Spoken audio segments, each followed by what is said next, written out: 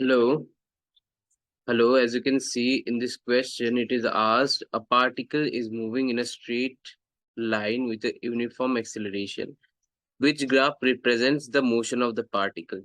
So, important thing is it is in uniform acceleration. So, here we have to find out a linear relation between velocity and time.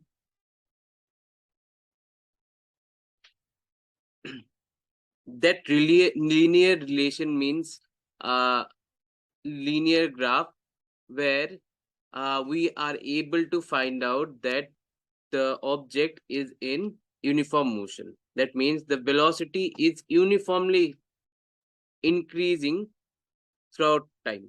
So distance versus time graph is not enough. And here, as you can see, distance remains constant when time passes by. That means it is at rest. Velocity versus time. Here, velocity is constant. That means there is no change in velocity. That means there was no acceleration.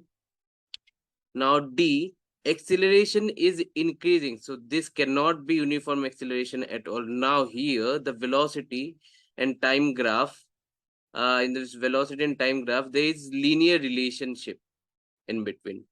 So, as time passes, the velocity is uniformly increasing. So, this is uh, the graph of uniform acceleration, where velocity is accelerating uniformly. Velocity is increasing uniformly. Okay, thank you.